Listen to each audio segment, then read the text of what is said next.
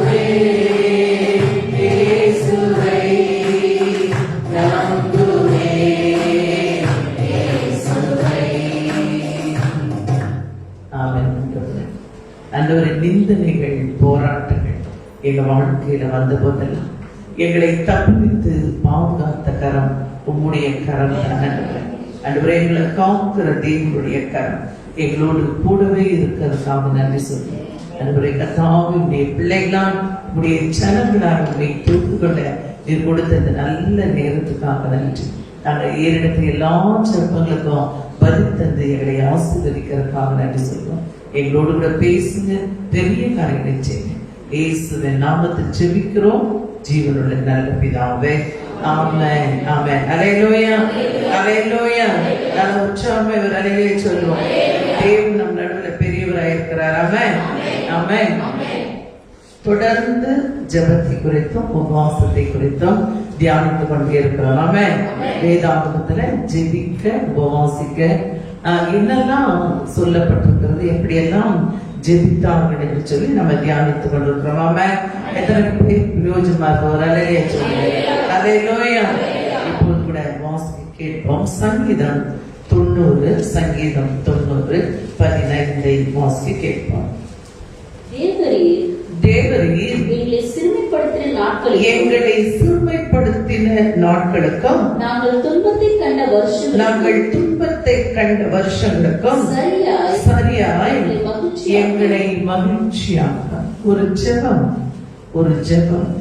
ஆண்டவரே, நாங்கள் துன்பத்தை கண்ட நாட்களுக்கும் ஆண்டவரே கர்த்தாவே, நாங்கள் ஆண்டவரே சிறுமைப்படுத்தப்பட்ட நாட்களுக்கும் துன்பத்தை கண்ட நாட்களுக்கும் சரியா எங்களை மகிழ்ச்சியாக்கும். அல்லேலூயா. ஆண்டவரே, எனக்கு பணம் தாங்கன்னு கேட்கறதெல்லாம் இப்போதைய ஜெபம். ஆமென். எங்களுக்கு சமாதானம் தாங்க, எங்களுக்கு ஞானத்தை தாங்க, உடைய கிருபையை தாங்க, உடைய பலத்தை தாங்கலாம் பரிசுத்தவான்கள் வேதாகமத்துல ஜெபித்திருக்கிறார்கள். ஆமென். இது மோசேயினுடைய ஜெபம். மோசே இஸ்ரவேல் ஜனங்களை வழிநடத்தும்படி தேவன் தெரிந்து கொண்ட தலைவன். ஆமென். அவன் துன்பத்தை கண்ட நாட்கள், சிறுமைப்படுத்தின நாட்கள் என்று முதலாவது சொல்கிறார். தேவரீர் எங்களை சிறுமைப்படுத்தின நாட்கள். என்ன சிறுமை அப்படின்னு பார்க்கும்போது, மோசே இந்த பூமியில பிறந்த நிமிஷத்திலிருந்து அவன் தாயின் கர்ப்பத்துல இருந்த நாட்கள் எல்லாம் நீங்க யாத்திராகமம் 1வது அதிகாரத்துல கடைசி வசனத்தையும் நீங்க 2வது அதிகாரத்துல முதல் 3 வசனம், முதலாம் 1ல கடைசி வசனம் வாசி கேட்போம். அப்பொழுது பார்வோன் பிறக்கும் ஆண் பிள்ளைகளை எல்லாம் நதியிலே போட்டுவிடவும் பெண் பிள்ளைகளை எல்லாம் உயிரோடே வைக்கவும் தன் ஜனங்கள் எல்லாருக்கும் கட்டளையிட்டான். எகிப்துல அடிமைகளாய் இருந்த போது, எகிப்து தேசத்துல இஸ்ரவேல் ஜனங்கள் அடிமைகளாய் இருந்த போது அவன் என்ன செய்தானா, பார்வோன் அவனால கண்டுபிடிக்க முடியல. நாம் யாரு நம்முடைய எதிரின்னு கண்டுபிடிக்க முடியல. அல்லேலூயா. பிசாசனை கண்டுபிடிக்க முடியாது. அவன் எல்லாவற்றையும் அறிந்தவர் தேவன் மாத்திரமே. அவன் இவன் என்ன செய்தான், ஒரு நபர் இந்த பூமியில பிறந்திருக்கிறான், என்னை எதிர்க்க, என்னை அழிக்க என்பதை அறிந்து எல்லா ஆண் குழந்தைகளையும் நதியிலே போட்டுறணும். எங்க போட்டுறணும்? நதியிலே போட்டுறணும். பெண் பிள்ளைகளை எல்லாம் பாதுகாக்க வேண்டும் என்று சொன்னான். அந்த நாட்களில வசனம் சொல்கிறது 2வது அதிகாரத்துல நம்ம வாசிக்கும் போது முதல் 3 வசனங்கள் வாசிக்கப்போம். லேவியின் குடும்பத்தாரிலே ஒருவன் லேவியின் குமாரத்திகளில் ஒருத்தி விவாகம் பண்ணினான்.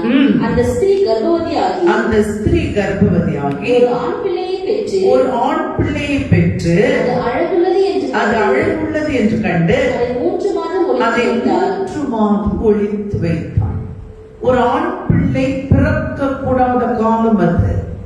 ஒரு ஆண் பிள்ளையை அழிக்க ராஜா கட்டளை போட்டிருந்த நாட்கள் அது. அங்க லேவியின் குடும்பத்துல ஒரு தம்பதிகள், அவங்கள முதல்ல நம்முடைய கண்ணுக்கு நான் கொண்டு வந்து வைக்கணும். ஒரு குடும்பம் அது. கணவன் மனைவி, ஆல்ரெடி அவங்களுக்கு 2 பிள்ளைகள் இருக்காங்க. நீங்க பார்க்கும்போது 3ஆவதாய் மோசே பிறக்கிறதை பார்க்கிறான். அவன் பிறக்கும் போது பெண் பிள்ளையாய் இருந்திருந்தா எந்த ஆபத்துமே இல்லை. இவன் ஆண் பிள்ளையாய் பிறந்திருக்கான். ஆண்டவரே, எங்களை சிறுமைப்படுத்தின நாட்களுக்கும் நாங்கள் துன்பத்தை கண்ட ஆண்டுகளுக்கும் சரியா எங்களை மகிழ பண்ணுங்க. ஆண்டவரே, இந்த பூமியில நான் பிறந்த நாளிலிருந்து எத்தனை சிறுமையாண்டவரே. ஒருவேளை நீங்க யாரா இருந்தாலும் ஒருவேளை சிறுமைப்படுத்தப்பட்டு, துன்பப்படுத்தப்பட்டு, அவமானப்படுத்தப்பட்டு, ஒருவேளை யாருமே ஏற்றுக்கொள்ளாத நிலையில கூட நீங்க பார்த்து கொண்டிருக்கலாம், கேட்டுக் கொண்டிருக்கலாம். நம் தேவன் எப்படிப்பட்டவர்? அவர் ஜெபத்தை கேட்கிறவர். அவர் ஜெபத்தை கேட்கிறவர். இங்கே மோசே பிறந்த போது அவனுடைய தாய் அவனை மிகவும் அழகுள்ளவன் என்று கண்டு என்ன செய்தாலும் 3 மாதம் ஒழித்து வைக்கிறார். கர்ப்பத்தில் இருந்த போதெல்லாம் பயந்து கொண்டே இருந்திருப்பார். இது என்ன பிள்ளையாய் பிறக்கும்? ஒருவேளை ஆண் பிள்ளையாய் பிறந்து விட்டான். ஒவ்வொரு இரவும் அவள் தூங்காமல் இருந்திருக்க வேண்டும். ஒவ்வொரு நாளும் பயந்து பயந்து அந்த குழந்தையை சுமந்திருக்க வேண்டும். பெற்றெடுத்த உடனே அதை பார்க்கிறாள். அது மிகவும் அழகான ஒரு ஆண் பிள்ளை. அவன் ஆபத்தான வேளையில மோசே இந்த பூமிக்கு வந்து பிறந்தார். அவன் ஒரு ஆபத்தான வேளையில ஒரு ராஜாவின் கட்டளை இவர் ஜீவனுக்கு விரோதமாய் இருந்த போது பிறந்தவர் மோசே. அல்லேலூயா. அடுத்த வசனம் சொல்லுது, வாசிங்க. அவள் அப்புறம் ஒளித்து வைக்க கூடாமல் ஞானப்பெட்டியை எடுத்து அதற்கு பிசினும் நீரும் பூசி அதன் பிள்ளையை வளர்த்தி நதியோரமாய் நாடலுக்குள்ளே வைத்தாள். நதியில போடணும்ன்றதுதான் அங்கே கட்டளை. நதிக்குள்ள போட்டுருணும். ஒரு ஆண் பிள்ளை பிறந்தா அந்த நதியில தூக்கி போட்டுருணும். இவள் ஆயத்தமானாள். நம்முடைய ஆயத்தம் எப்படி இருக்கு? ஒருவேளை நம்முடைய ஆயத்தம் எல்லாம் எப்படி இருக்கிறது? அவள் ஆயத்தமாகிறாள். தன் பிள்ளையை நதி அண்டைக்கு கொண்டு போக ஆயத்தம். ஒரு வாய்ப்பு அங்கே பிள்ளைக்கு என்னன்னா, எவ்வளவு நேரம் இதற்குள்ள இதாலே இருக்க முடியுமோ அவ்வளவு நேரம் இருக்கும். அது மாத்திரமல்ல, பிழைத்துக் கொள்ளவும் ஒரு வாய்ப்பு. அவன் தண்ணீர போட்டதெல்லாம் செத்து போச்சு. இவளும் தண்ணீரில் தான் கொண்டு போய் விடுகிறாள். நதி ஓரத்துல நாடல் அங்கே செடி பத்தியில அந்த பிள்ளையை கொண்டு வைக்கிறாள். இப்போ நீங்க 2 விதமான ஆபத்து மோசேக்கு. வீட்டுல இருக்கிற வரைக்கும் ஒரு சூழ்நிலை, இங்க வெளியே வந்தாயிற்று, ஒரு நாணல் பெட்டி வைக்கப்பட்டாயிற்று. எல்லாருடைய பார்வையும் அது மேலே இருக்கும். ஆமென். ஒருவேளை தப்பு வைக்கிற கரம் இருந்தா தப்பு வைக்கப்படுறாரு. ஒருவேளை அழிக்கிற கரமா இருந்தா அங்கே மோசே கல்வி நிச்சயம் அந்த மரணத்தை சந்திக்க, தன்னுடைய பிள்ளைகளுடைய மரணத்தை சந்திக்க, அவனுக்கு என்ன நேருமோ என்பதை சந்திக்க அந்த தாய் எவ்வளவு ஜெபித்திருக்க வேண்டும், எவ்வளவு ஜெபத்தோடு அதை கொண்டு போய் அந்த நாணல் பெட்டியை கொண்டு போய் அங்கே வைக்கிறானா. வெளியே கொண்டு வந்துச்சா, வீட்டை விட்டு கொண்டு வந்துச்சா, தன் பிள்ளையை கொண்டு போய் வெளியே விட ஆயத்தமாகிவிட்டாள். ஆனால் காத்திருக்கிறாள். மோசேயுடைய நிலைமை இப்ப இங்க வைக்கப்பட்டது. மோசே அவனுடைய ஜீவன். மோசே சொல்றாங்க, நாங்க சிறுமைப்பட்ட நாட்களுக்கும் நாங்கள் துன்பத்தை கண்ட ஆண்டுகளுக்கும். எத்தனை வயசோ மோசே அத்தனை ஆண்டுகள் துன்பம். எத்தனை வயதோ மோசேக்கு அவன் கடந்து போன பாதையில தான் மோசேயின் வாழ்க்கைய 40 ஆண்டுகள் 40 ஆண்டுகள் 40 ஆண்டுகளா பிரித்திருந்தான். பிறந்ததுல இருந்து 40 ஆண்டுகள் பார்வோன் அரண்மனையில இருந்திருக்கிறான்.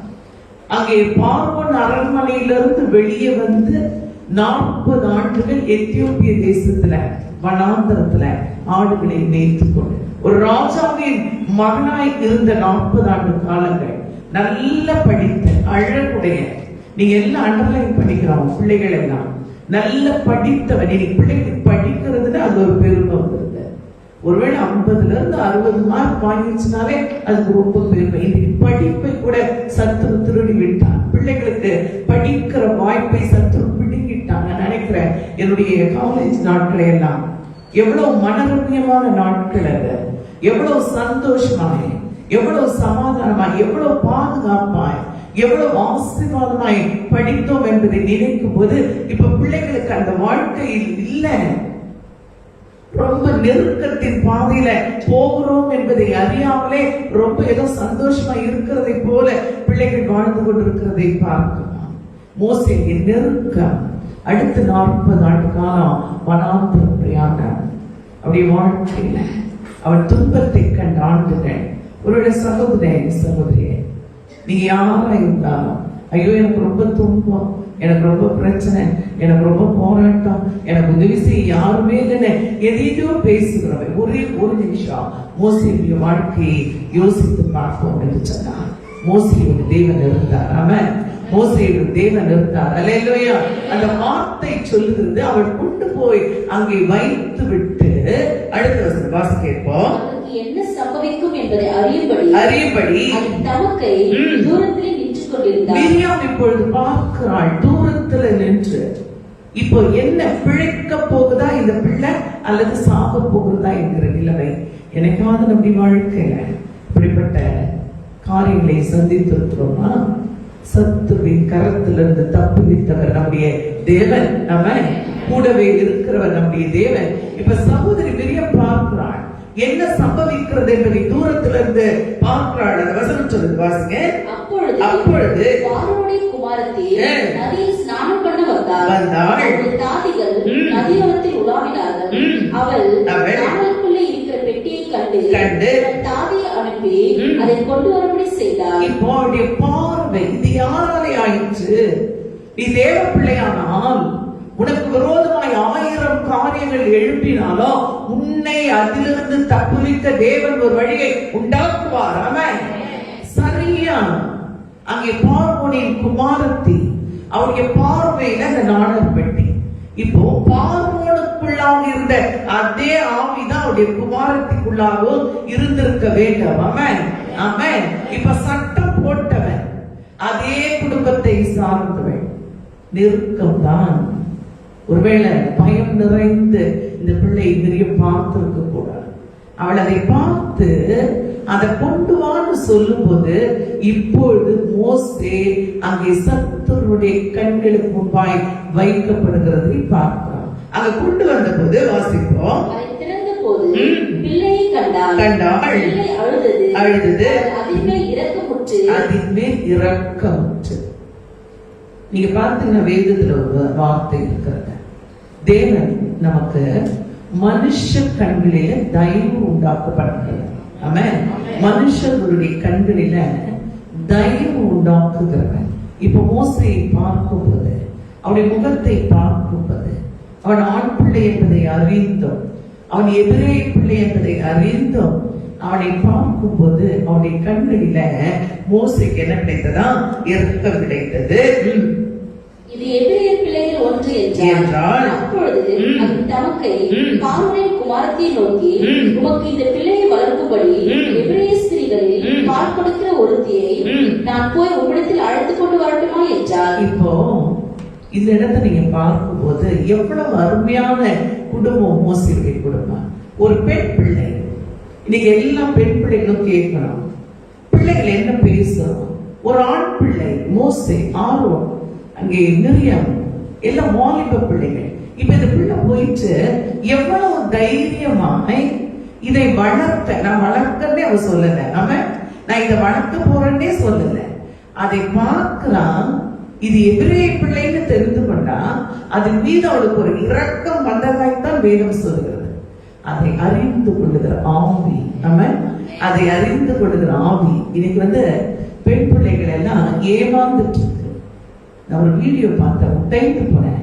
ஸ்கூல் படிக்கிற ஒரு பெண் பிள்ளை கல்யாணம் பண்ணிக்குது ஒரு ஆண் பிள்ளை, ரெண்டும் வாலிப பிள்ளைகள். அது ஒருவேளை இன்னைக்கு எல்லா இடத்துல அதை ஷேர் பண்ணிட்டே இருக்காங்க. யூனிஃபார்ம்லயே வீட்டுக்கு தெரியாம, அம்மா அப்பாவுக்கு தெரியாம அது தாலி கட்டி கொள்ளுவது நான் பார்த்து டைத்து போனேன்.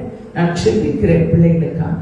பிள்ளைகளுடைய ஞானம் எங்க, புத்தி எங்க, இந்த பிள்ளைகளுடைய அறிவு, பிள்ளைகளுடைய வளர்ப்பு, பிள்ளைகள் வளர்க்கிற விதம் பெற்றோராகிய நாம் கேட்கணும். ஆண்டவர்கிட்ட ஒருவேளை ஜென்ம சுபாவங்கள், ஒருவேளை ரத்தத்துல ஓடும் அந்த பாவ சுபாவம். எத்தனையோ பேர் பிள்ளைகள் எல்லாம், வாலிப பிள்ளைகள் எல்லாம் முதல்ல ரட்சிப்புக்குள்ளாக வரும்போது, எங்க அப்பா சரியில்லை சிஸ்டர், குடிக்கிறாரு, எங்க அப்பா 2 ஒய்ஃப் வச்சிருக்கிறாரு, எங்க அம்மா சரியில்லை, என் குடும்பம் சரியில்லை சொல்லிக்கிட்டு தான் உள்ள வருது. தேவன் கிருபையாய் இருக்கிறார், குடும்பங்களை ரட்சிக்கிறார், விடுவிக்கிறார், மீட்கிறார். இது போயிடுது பாவத்துக்குள்ள. தன் தாய் தகப்பன் சொல்றாங்க, என் பிள்ளை இருக்குன்னே நினைக்கல. ஏன் தெரியுமா? அந்த ஜெபம் இல்லாததுனாலதான். ஒருவேளை இந்த வீட்டுக்குள்ள மோசே கர்ப்பம் தரித்த நாளிலிருந்து அவர்கள் ஜெபித்துக் கொண்டே இருந்திருக்க வேண்டும். ஆமென். அந்த ஜெபம் ஆவி நம்ம ஏதாவது ஒரு சந்தர்ப்பம் கிடைச்சா, ஒருவேளை ஏதாவது ஒரு சான்ஸ் கிடைச்சா, எப்படியாவது தந்திரமாய் தவறு செய்யலாம் என்று ஆலோசனை செய்கிற வாலிப பிள்ளைகளுக்கு நடுவுல ஒரு பிள்ளை அங்கே போய் கேட்கிறான், இந்த குழந்தை வளர்க்க எபிரேய ஸ்திரீகளில பால் கொடுக்கிற ஒரு தாயை நான் உனக்காக அழைத்து வரட்டுமா என்று கேட்டான். அவளுடைய நிலைமை கூட, ஒருவேளை அவளுக்கு கோபம் வந்திருந்தா, எபிரேய குழந்தைகளை அழிக்க வேண்டும் என்பது ராஜாவின் சட்டம், அதை மீறி பேசுகிறாய் என்று சொல்லி அவர் வேலை கோபம் வந்திருந்தா 2 பேரும் அழிந்திருக்க வேண்டும். ஆமென். ஜெபிக்கிற குடும்பங்கள் தான் ஜெயிக்கும். ஜெபிக்கிற பிள்ளைகளை தான் ஆசீர்வதிக்கப்படுவாங்க. ஒருவேளை இந்த ஜெப நாட்களை, இந்த நாட்களையாவது பிரயோஜனப்படுத்தலாம். ஆமென்.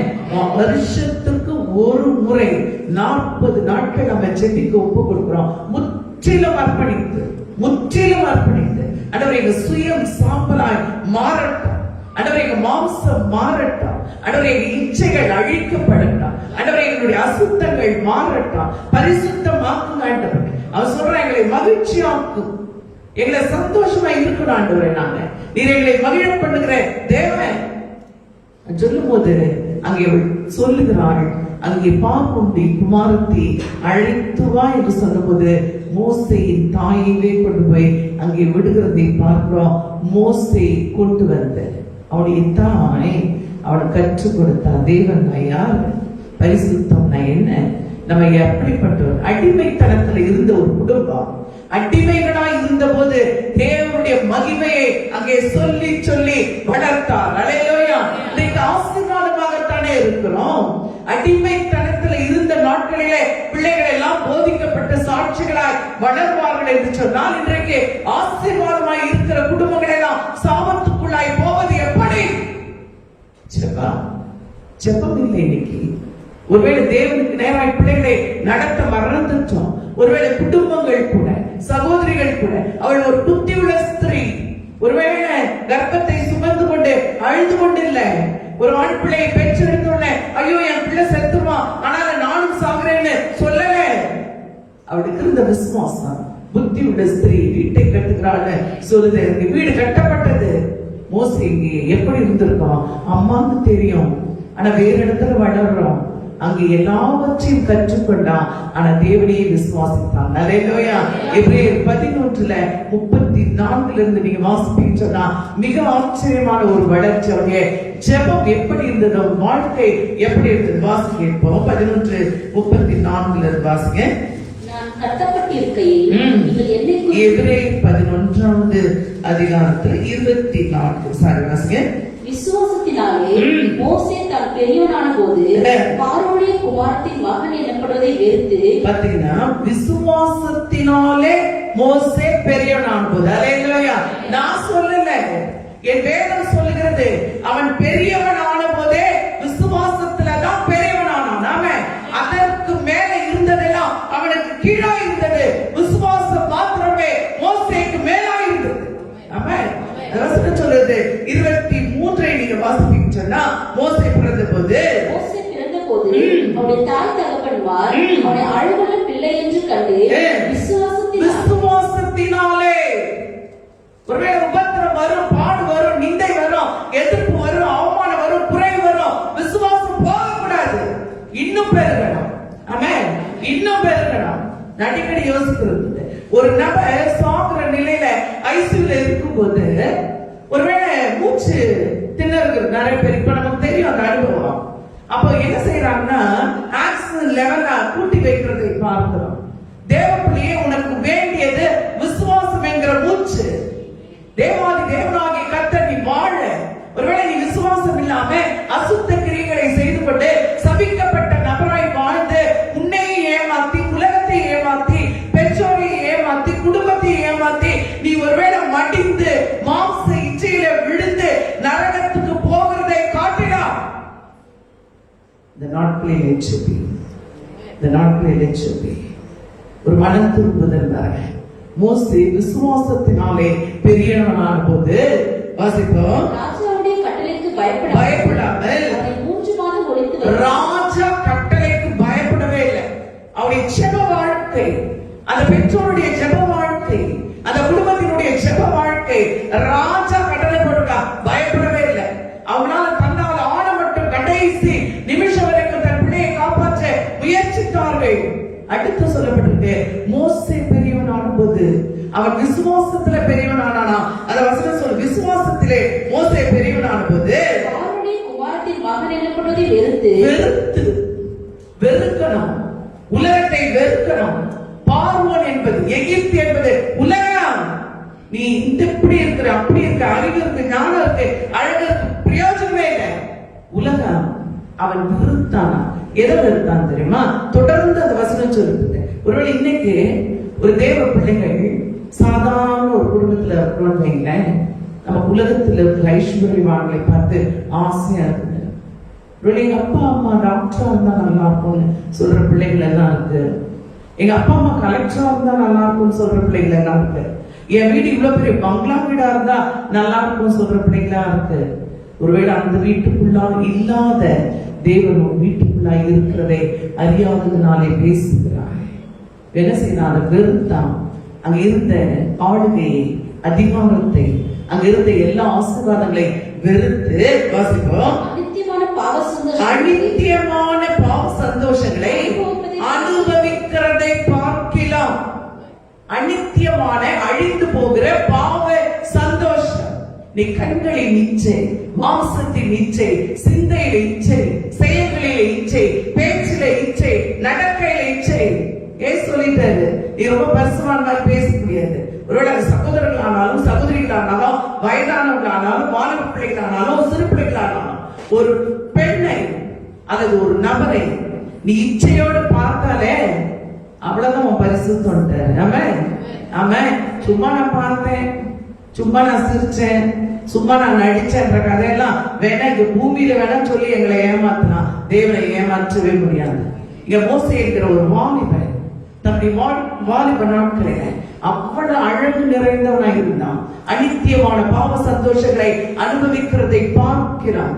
தேவ ஜனங்களோடு துன்பத்தை அனுபவிக்கிறதையே அவன் என்ன செய்தானா? தெரிந்து கொண்டான். நீ எதை தெரிந்து கொள்ற? உலகத்தை தெரிந்து கொள்கிறோம், உலகத்தில் இருக்கிற காரியங்களை தெரிந்து கொள்கிறோம். காரணம் என்ன? ஜெபம் இல்லை. தாத்தா சபிக்கப்பட்டவர், அப்பா சபிக்கப்பட்டவர், நீயும் சபிக்கப்பட்டவன், உன் பிள்ளையும் சபிக்கப்பட்டது, பின் சந்ததியும் சபிக்கப்பட்டவன் சொல்றதுக்கு நீ தேவ பிள்ளை சொல்ல கூடாது. ஆமென். பாவ சாப கட்டுகளை எல்லாம் இயேசு சிலுவையில சுமந்து தீர்த்தார். இனி ஒரு சாபமும் இராது என்று சொன்னான். இந்த பிள்ளை அப்படிப்பட்ட சூழ்நிலையில், அப்படிப்பட்ட நெருக்கத்துல என்ன செய்தான்? அநித்தியமான பாவ சந்தோஷங்களை எல்லாம் குப்பையில் விட்டான். என்ன செய்தானா? தேவ பிள்ளைகளோடு துன்பத்தை அனுபவிக்கிறதே தெரிந்து கொண்டு இனி வரும் பலன் மேல் நோக்கமாய் இருந்து, இனி வர காலம் இருக்கிறது, தேவன் வரப்போகிறார், அவருடைய ராஜ்யம் ஒன்று இருக்கிறது, பரிசுத்தம் உள்ள வாழ்க்கை வாழ்படியே தேவன் நம்மை தெரிந்து கொண்டார் என்பதை அறிந்து எகிப்துல பொக்கிஷம் இருந்தது. அப்போ எகிப்துல என்ன இருந்தது? பொக்கிஷம் இருந்தது. ஆனா தேவ பிள்ளைகள், எபிரேயர்கள் எல்லாம் அடிமைகளா இருந்தாங்க. வறுமை, பணம் இல்ல, பண கஷ்டம், வேலை செய்தா சம்பாத்தியம் இல்ல, நெருக்கப்பட்டாங்க, ஒடுக்கப்பட்டாங்க, நசுக்கப்பட்டாங்க, அடிக்கப்பட்டாங்க. சந்தோஷமா ஏற்றுக்கொண்டானா? ரலிலே சொல்லுங்க, நல்லா ரலிலே சொல்லுங்க. எகிப்தில் உள்ள பொக்கிஷங்களை கிறிஸ்துவின் வரும் நிந்தையை அதிக பாக்கியம் என்றான். இந்த பொக்கிஷத்தை விட இது யாரா இருந்தாரா? ஒருவேளை உலகத்தில் இருக்கிற பணம் ஒன்றுக்கு உதவாது. உலகத்தில் இருக்கிற காரியங்கள் நமக்கு ஒன்றுக்கும் பிரயோஜனமற்றது. இதோ பார்த்து கொண்டே இருக்கிறோம். இன்னும் ஒரு விசை கொள்ளைமை தேசத்துல அப்படி மெல்ல மெல்ல பரவி கொண்டிருக்கிறது. நீங்களும் நானும் உயிரோடு இருக்கிறது தேவனுடைய சுத்த கிருபை, தேவனுடைய சுத்த கிருபை. இந்த மோசே தான் எழுதுகிறாரு, அதை பாக்கியம் என்று எண்ணுகிறானா? அடுத்த சொல்லு வாசிங்க. விசுவாசத்தினாலே அவன் அதர்சனமானவரை தரிசித்தது போல உறுதியாய் இருந்து ராஜாவின் கோபத்துக்கு பயப்படாமல் விட்டு போயான்னு சொல்லிட்டு போயிட்டான். ரலிலே சொல்லுங்க. உன்னால என்ன ஒண்ணுமே செய்ய முடியும், எகிப்து வேண்டாம். ஒருவேளை அங்க சொல்லப்பட்டிருக்க அநித்தியமான பாவ சந்தோஷம். இஸ்ரேல் தேசத்துக்கு போகும்போது நான் அழுத ஒரே எகிப்து தான். எகிப்துல இந்த நைல் நதியில ஒருவேளை அங்க களியாட்டங்கள் இன்றைக்கும் இருக்கிறது. எகிப்திய ஸ்திரீகள் அப்போ மோசே தான் எனக்கு முன்பாக வந்தான். ஒருவேளை அந்த வாலிப பிள்ளை, எத்தனை அழகான ஸ்திரீகள், எத்தனை அழகு அங்க இருக்கிற களியாட்டங்கள், இன்றைக்கு அவ்வளவு களியாட்டங்கள் நிறைந்த இடமாய் எகிப்து இருக்கும் என்று சொன்னார். மோசே நாட்களில் அவன் ராஜகுமாரன், அவன் நினைச்சா என்ன தப்புனாலும் செய்திருக்கிறான். தனக்கு பரிசுத்தத்தை காத்துக் கொண்டவன். ஆமென், ஆமென், ஆமென். ஒருவேளை மோசேயின் தாய், அவன் பெற்றோர், அவன் பிறந்த போது இது அழகுள்ள பிள்ளைன்னு கண்டாங்களா? தேவன் அவனுடைய அழகை பார்த்தார். எப்படி தெரியுமா? அவனுக்குள்ளாக இருந்த பரிசுத்தம். தேவன் அவனை அழகுள்ளவராய் கண்டான். மோசையை அழகுள்ளவராய் கண்டான். அவனுக்குள்ளாக இருந்த பரிசுத்தம், அனித்தியமான பாவ சந்தோஷம் எல்லாரும் எகிப்துல வேண்டாம்னு தூக்கி போட்டு வெளியே போறான். வந்துட்டு மோசே ஜெபிக்கிறார், ஆண்டவரே, ஆண்டவரே, நாங்க சிறுமைப்படுத்தப்பட்ட நாட்களுக்கும் துன்பத்தை கண்ட ஆண்டுகளுக்கும் எங்களை சரியாய் மகிழப்படலாம். இதை கேட்டுக்கொண்டிருக்கிற நீங்க யாராய்த்தாலாம் தொடர்ந்து அந்த சங்கீதத்தை வீட்டுல போய் வாசிங்க. என்ன அருமையான ஒரு ஜபம் அது! மோசேயின் ஜபம். அந்த சங்கீதம் 90 மோசேயின் ஜபம். என்ன அழகாய் ஆரம்பித்து என்ன அழகாய் முடிக்கிற, வேற எதையுமே கேட்கல. அடுத்த 2 வருஷம் வாசித்து படிப்போம். வாசிங்க. ஊழியக்காரருக்கும் மகிமை அவர்கள் பிள்ளைகளுக்கு விளங்குவதாக. என்ன செய்யணும்? ஆண்டவரே, உம்முடைய கிரியை ஊழியக்காரருக்கும் உடைய மகிமை. ஆண்டவரே, சொத்து, பங்களா, வீடு, காரு, பணம் எல்லாம் பிள்ளைகளுக்கு எல்லாம் தாங்கலாம் கேட்கல. ஆண்டவர் உடைய மகிமை, உடைய மகிமை அவருடைய பிள்ளைகளுக்கும் விளங்குவதாக. தேவனாகிய ஆண்டவரின் பிரியம் எங்கள் மேல் இருப்பதாக. ஆண்டவர், நீங்க எங்களை நேசிக்கணும்னு ஜெபம் பண்ணலாம். நம்ம என்ன ஜெபம் பண்றது? ஆண்டவரே, எனக்கு இந்த பொண்ணை ரொம்ப பிடிச்சிருக்காரு, அவளும் என்ன நேசிக்கணும். இந்த பையனை ரொம்ப பிடிச்சிருக்குது ஆண்டவரே. இதெல்லாம் ஜபம், அருவருப்பான ஜபம் தேவனுக்கு. நான் ஜெபம் பண்ண கேட்டாரெல்லாம் சில சொல்லுது, கர்த்தருடைய வேதத்தை கேளாதபடிக்கு தங்களுடைய செவியை விளக்குகிறவருடைய ஜபம் கர்த்தருக்கு அருவருப்பான். தயவு செஞ்சு ஜபமே பண்ணாத. ஆமென். அப்படிப்பட்ட ஜபம் எல்லாம் கர்த்தருக்கு அருவருப்பு. அருவருப்பு செய்யற பாவத்துக்கெல்லாம் ஒரு ஜபம் பண்ணிக்கிறது, அதுக்கெல்லாம் வர சொல்லிக்கிறது. இங்க சொல்ற ஆண்டவரே, உடைய பிரியம் எங்கள் மீது இருப்பதாக. உறுதிப்படுத்தும். ஆண்டவர் எங்களுடைய கைகளின் கிரியை. அவன் கையை நீட்டுனா ஆண்டவர் சொல்றான், மோசே, இந்த செங்கடலுக்கு நேரம் என்ன பண்ணணும்? உடைய கோலை நீட்டு, கையை நீட்டுன்னு சொன்னாரு. அவர் கீழ்காற்றை கட்டளிட்டார், செங்கல் 2ஆய் பிளந்தது. அல்லேலூயா. ஒவ்வொரு அசைவையும் உறுதிப்படுத்துங்கன்னு சொன்னா. அல்லேலூயா. ஆண்டவரே, நாங்க தேவனுடைய பிள்ளைகள். ஆண்டவரே, என்னுடைய கையின் கிரியைகளை உறுதிப்படுத்த அடுத்து சொல்கிறார். வாசிங்க. எங்கள் கைகளின் கிரியை எங்களிடத்தில் உறுதிப்படுத்தி அருளும். உறுதிப்படுத்தி அருளும். அடுத்து சொல்லி 91 அவர் அப்படியே தொடர்ந்து சொல்லும், உன்னதமானவருடைய மறைவில் இருக்கிறவன் சர்வ வல்லவருடைய நிழலில் தங்குவான். அவன் தாயின் வயிற்றில் இருந்த போது, ஒருவேளை அந்த நாமல் பெட்டியில் இருந்த போது, ஒருவேளை எகிப்தின் பார்வோனுடைய அரண்மனையில் இருந்த போது, எத்தியோப்பிய தேசத்தில் இருந்த போது, வனாந்திரத்தில் இருந்த போது, உன்னதமானவருடைய நிழலில் இருந்தவன். அவன் அந்த ஆசரிப்பு குணாரத்தை செஞ்சுட்டு கட்டிட்டு முடிச்சுட்டு பாடுறான், உன்னதமானவரின் மறைவில் இருக்கிறவன் சர்வ வல்லவருடைய நிழலில் தங்குவான் சொல்றான். கூடாரத்தை அணுகாது, பொல்லாப்புனக்கு நேராது, சிங்கத்தின் மேலும் விரிடு பாம்பின் மேலும் நீ நடந்து வான சிங்கத்தையும் வலு சர்வத்தையும் மிதித்து பாடுவாய். அவன் என்னிடத்துல வாஞ்சையா இருந்தபடினால் அவனை நான் தப்புவிப்பேன், நீடித்த நாட்களாய் அவனை திருப்தியாக்குவேன். பாடி பாடி துதிச்சார். ஒரு அலையை சொல்லுவேன். ஆபத்துல உபத்திரத்துல பாடுகளில் இருந்த மோசேகளை மகிழ பண்ணணும்னு சொன்னாங்க. எது மகிழ்ச்சி தெரியுமா? ஒருவேளை கானானுக்குள் போகல, ஒருவேளை பிரதான தூதன் அங்கே தூதர்கள் அங்கே வாக்குவாதம் பண்ணினாங்க. மிகாவின் தூதனும் லூசிபரும் அங்க தேவன் இறங்கி வந்த அவர் மோசையின் பக்கத்துல நின்னாரே, இது ஏன் பிள்ளைன்னு. அதுதான் மகிழ்ச்சி. அவன் அதுதான் மகிழ்ச்சி. அல்லேலூயா.